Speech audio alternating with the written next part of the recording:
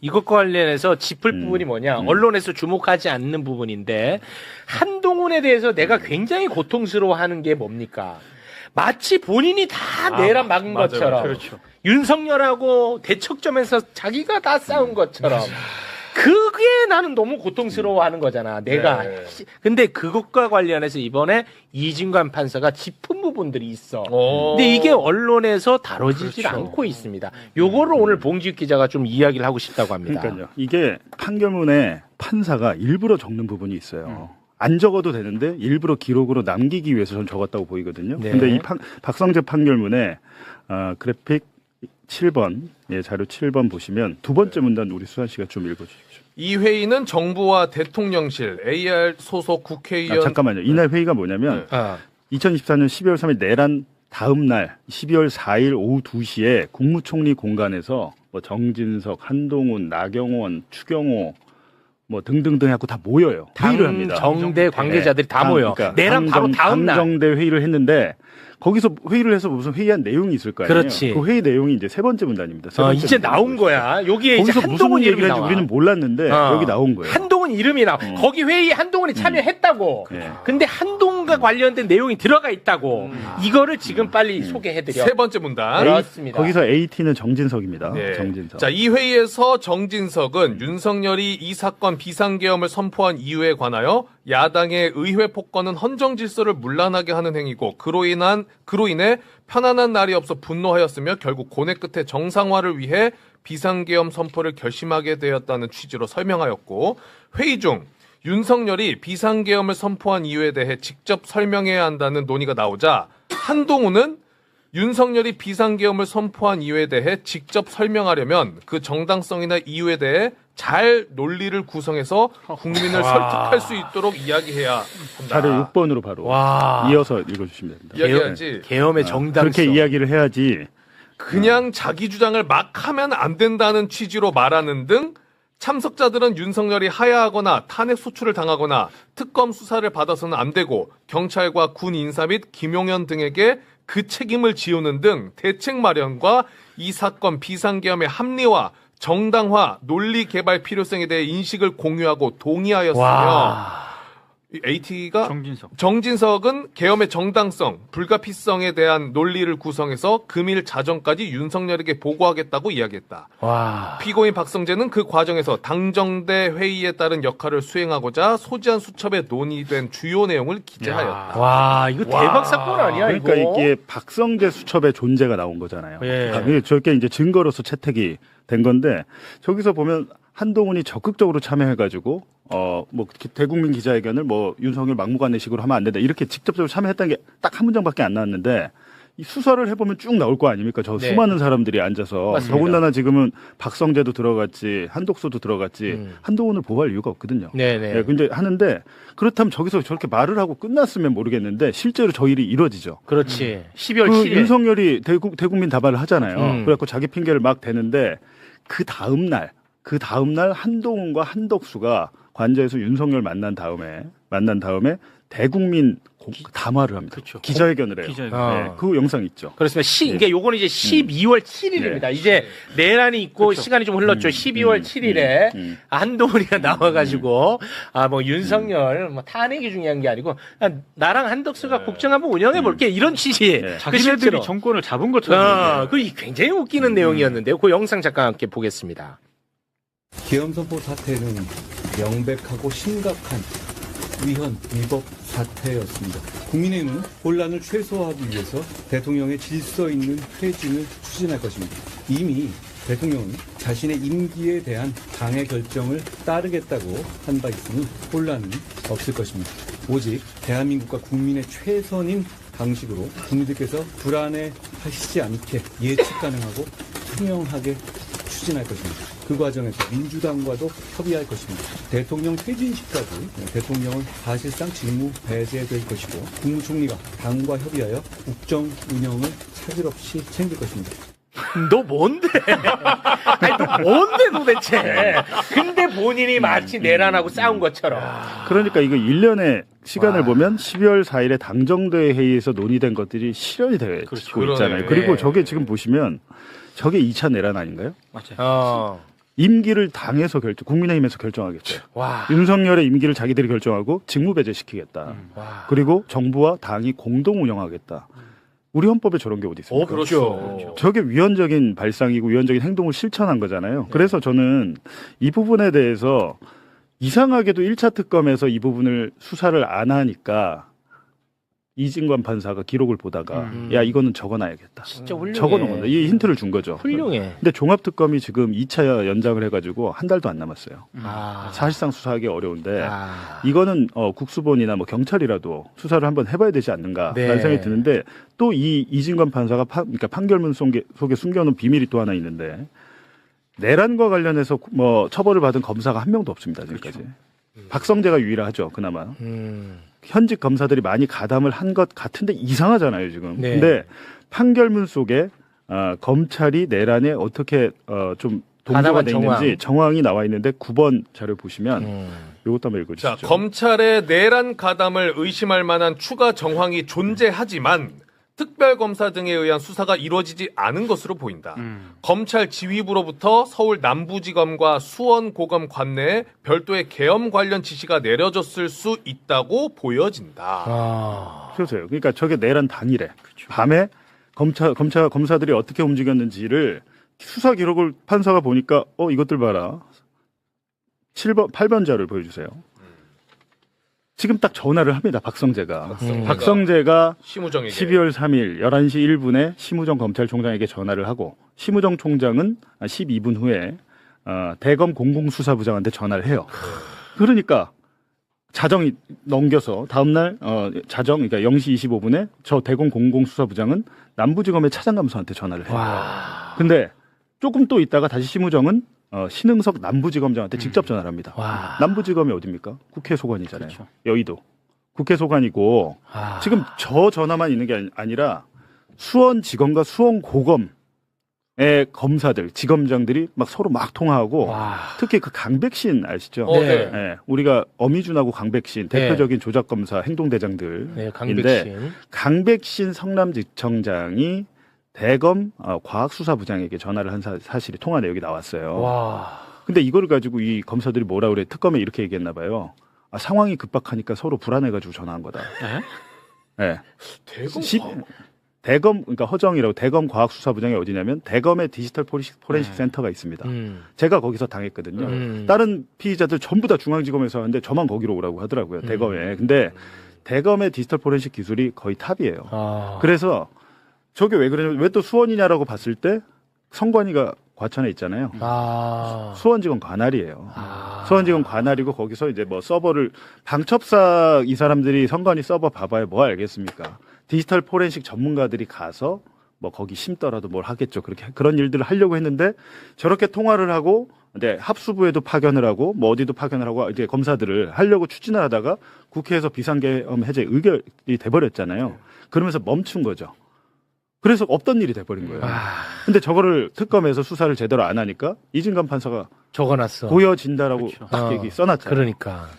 진짜 어마어마한 일이죠. 진짜 지금. 훌륭해. 이진관 판사는 진짜 훌륭합니다. 맞습니다. 이 진짜 잊어서는 안 돼. 이진관 판사. 너무 고맙습니다.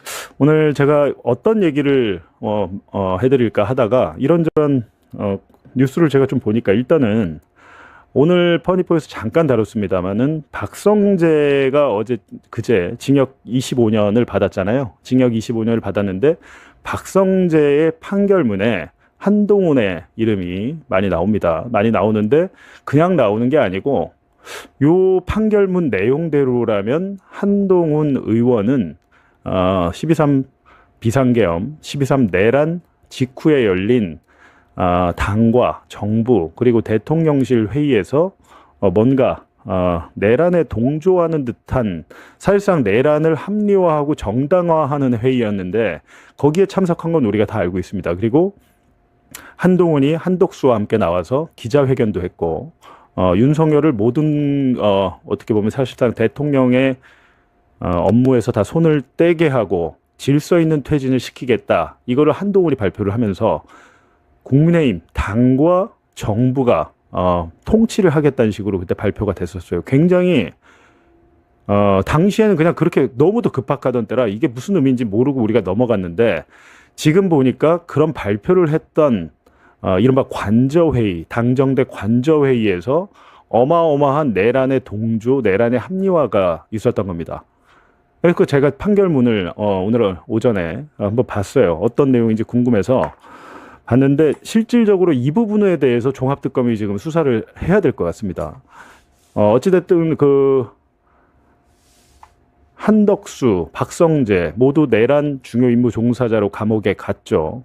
뿐만이 아니라 그 자리에 있었던 추경호 같은 사람들도 다 재판을 받고 있는데 왜 그 자리에서 내란의 합리화와 내란에 동조했던 한동훈은 피의자로 입건조차 되지 않은 것인지 의문을 제기할 수밖에 없게 됐습니다. 제가 이제 잠깐 보여드릴게요. 이게 이제 판결문에 박성재 판결문의 일부 내용인데, 예, 여기서 이제 어디서 나오나 봤더니 이제 12.3 내란 이후에 비상계엄의 전국 대응을 논의하는 데 필요한 국무위원으로 이건 박성재가 지목되어 같은 날 2시경부터 15시 30분경까지 약 1시간 반 동안 종로구 삼청동 소재 국무총리 공간이네요. 국무총리 공간에서 열린 당, 정, 대 여당 정부 대통령실을 말한다. 회의에 참석했다. 이거는 지금 박성재 판결문이니까. 근데 이 회의에는 정부와 대통령실, 국민의힘 소속 국회의원 등이 모여서 비상계엄 선포 및 해제에 따라 진행되고 있는 전국 현안에 대한 대응 방안을 논의하는 자리였다. 정부 측에서는 한덕수와 박성재, 국무조정실장 등하고 정진석 비서실장, 안보실장, 정무수석 비서관, 아마 이게 홍철호였겠죠. 민정수석 비서관. 그리고 국민의힘에서는 당대표 한동훈. 예, 이게 지금 잘 안 보이시죠? 조금 키우겠습니다. 당대표 한동훈, 그리고 교섭단체, 국민의힘 대표, 원내대표 추경호, 그리고 국회의원 나경원과 김기현 등이 국무총리 공간에서 대책회의를 했다는 거죠. 이 회의에서 정진석 비서실장은 윤석열이 이 사건 비상계엄을 선포한 이유에 관하여 야당의 의회 폭권은 헌정 질서를 문란하게 하는 행위, 그로 인해 편안한 날이 없어 분노하였으며 결국 고뇌 끝에 정상화를 위해 비상계엄 선포를 결심하게 되었다는 취지로 설명을 했답니다. 이건 이제 윤석열이랑 정진석이랑 얘기가 된 거겠죠. 그리고 이날 회의 중에 윤석열이 비상계엄을 선포한 이유에 대해 직접 설명해야 한다는 논의가 나온 겁니다. 이거를 지금 그게 아니라 내란 사범을 당장 체포해서 특검을 하고 파면을 시키고 감옥에 보내야 되는데 그게 아니고 이런 정당한 사유가 있었고 이 선포한 이유에 대해서 윤석열이 국민에게 설명해야 한다. 실제로 12월 7일인가 기자회견이 열리잖아요. 근데 이날 자리에서 한동훈이 윤석열이 비상계엄을 선포한 이유에 대해 직접 설명하려면 그 정당성이나 이유에 대해 잘 논리를 구성해서 잘 구성을 해서 이거 한동훈 얘기라는 겁니다. 잘 구성해가지고 국민을 설득할 수 있도록 이야기해야 한다. 라고 했다는 겁니다.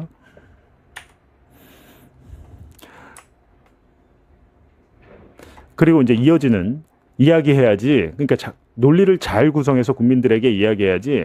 그냥 윤석열이가 자기 주장을 막 하면 안 된다. 방향까지 이제 한동훈이 제시를 했다는 거예요.